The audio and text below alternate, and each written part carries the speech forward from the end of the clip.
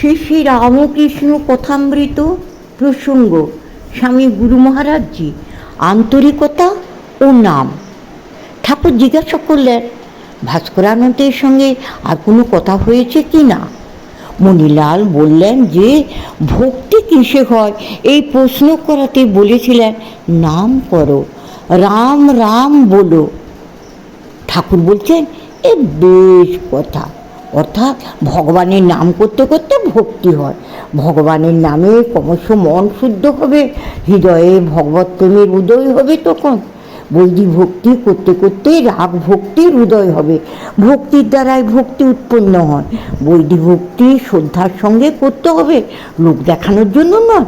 এই ভগবত প্রেম এক কথাই হয় না, ক্রমশ আসে সাধন পথে চলতে চলতে। আমরা মনে করি দু একবার ভগবানের নাম করলাম আর আনন্দে বিভোর হয়ে যাব, তা হয় না। অথবা বসে থাকবো চুপ করে, ভগবানের কৃপায় ভক্তিতে পূর্ণ হয়ে উঠব, তাও হয় না। তিনি কি করবেন না করবেন তা তিনিই জানেন। আমাকে কি করতে হবে সেটা আমাকেই ভাবতে হবে। ধর্মে যে পোশাকি ভাব আছে, অর্থাৎ লোক দেখানো ভাব আছে, ঠাকুর বলছেন সেগুলি ধর্ম নয়। ভগবান লাভের আকাঙ্ক্ষা যতক্ষণ না জাগছে ততক্ষণ ধর্ম জীবন আরম্ভই হয়নি। ধর্ম বলতে আমরা যা ভাবি, জপ, পূজা, পাঠ প্রভৃতি, তুলসীদাস বলছেন এগুলি হলো পুতুল খেলার মতন। ছোট মেয়ে পুতুল খেলা করে, কিন্তু যখন বিবাহাদি হয়ে যায় তখন আর পুতুল নিয়ে সে খেলে না। ঠিক সেই রকম সাধন ভজন জপ তপ এগুলি পুতুল খেলা মাত্র। যখন আন্তরিক টান আসবে তার জন্য, তখন শুরু হবে ধর্মজীবন। কলকাতা থেকে কয়েকজন পুরানো ব্রাহ্মভক্ত এসেছেন, তাদের মধ্যে ঠাকুরদাস সেন একজন। ঠাকুর ছোট খাটটিতে বসে আনন্দে তাদের সঙ্গে আলাপ করছেন, প্রেমতত্ত্ব সম্বন্ধে কথা হচ্ছে। বলছেন, তোমরা প্রেম প্রেম করো, কিন্তু প্রেম কি সামান্য জিনিস গা? চৈতন্যদেবের প্রেম হয়েছিল। এই মহাভাব বা প্রেম সাধারণ মানুষের হয় না, সাধারণের ভক্তি থেকে ভাব পর্যন্ত হতে পারে, মহাভাব নয়। প্রেমের দুটি লক্ষণ আছে, জগৎ ভুল হয়ে যাবে, অর্থাৎ ঈশ্বরের প্রেমে বাইরের জগতে আর মন যাবে না। দ্বিতীয়ত, দেহাত্মবোধ একেবারে চলে যাবে। দেহকে আমি বলে মনে করা দেহাত্মবুদ্ধি, এই বোধ একেবারে চলে যাবে। সাধারণ মানুষ চেষ্টা করে একটু আধটু ভগবানকে ভালোবাসতে পারে, কিন্তু দেহ বিস্মৃত হয়ে যাওয়া এটা সহজ কথা নয়। তাই বলছেন, ঈশ্বর দর্শন না হলে প্রেম হয় না। তার আগে সাধন ভজন করে ভাব ভক্তি পর্যন্ত হতে পারে। ঈশ্বর দর্শন যে হয়েছে তার কতগুলি লক্ষণ আছে। সাত্ত্বিক লক্ষণ ফুটে ওঠে তার আগে।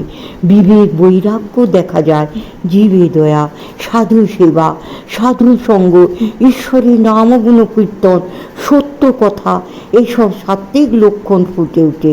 এগুলি অনুরাগের ঐশ্বর্য। অনুরাগ মানে শুধু চোখের জল ফেলা নয়। এই ঐশ্বর্য প্রকাশ পেলে বোঝা যায় ঈশ্বর দর্শনের আর দেরি নেই। এক ভক্ত জিজ্ঞাসা করছেন, বিচারের দ্বারা কি ইন্দ্রিয় নিগ্রহ করতে হবে? ঠাকুর বিচার পথকে অস্বীকার করলেন না, কিন্তু খুব বেশি প্রাধান্য দিলেন না। বললেন, ভক্তিপথেও অন্তরিন্দ্রিয় নিগ্রহ আপনি হয়, আর সহজে হয়। ভগবানের প্রতি ভালোবাসা এলে বিষয় সুখ আর ভালো লাগে না। ওলা মিছরি পানা পেলে চিটে গুড় ভালো লাগে না, বিষয় তখন আপনি তুচ্ছ বোধ হয়। ঠাকুর উপমা দিয়ে বলছেন, যেদিন সন্তান মারা গিয়েছে সেই শোকের উপর স্ত্রী পুরুষের দেহ সুখের দিকে কি মন থাকতে পারে? সেই বিষাদ এত তীব্র, অন্যদিকে মন যায় না। এক ভক্ত বলছেন, তার নাম করতে ভালো লাগে কই? খুব স্বাভাবিক কথা, তাকে ভালোবাসতে পারছি কই? তাকে ভালোবাসলে অন্য সব আকর্ষণ দূরে চলে যাবে, এ কথাটি বেশ বোঝা গেল, কিন্তু ভালোবাসা হচ্ছে কই?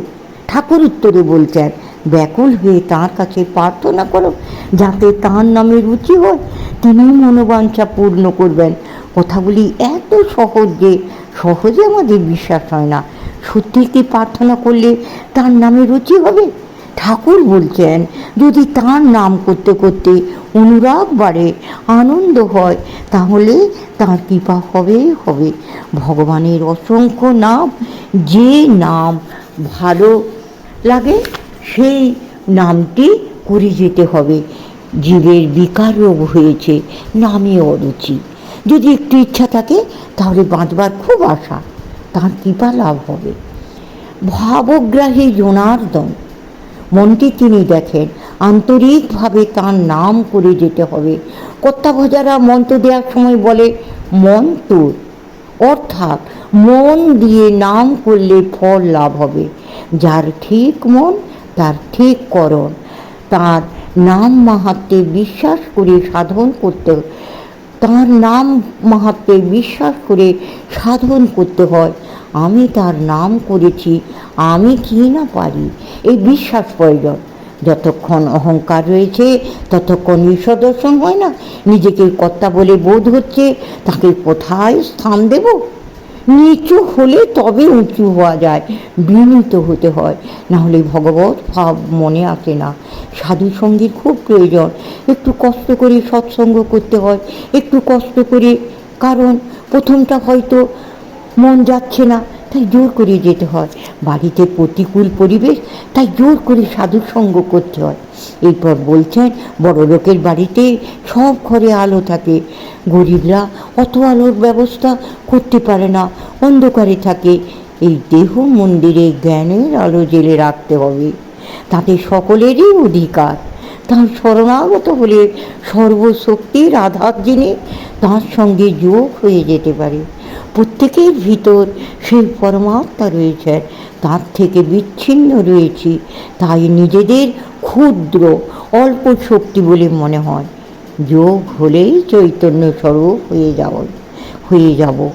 যার চৈতন্য হয়েছে তার ঈশ্বর প্রসঙ্গ ছাড়া আর কিছু ভালো লাগে না। চাতক পাখি বৃষ্টির জল ছাড়া অন্য জল খায় না।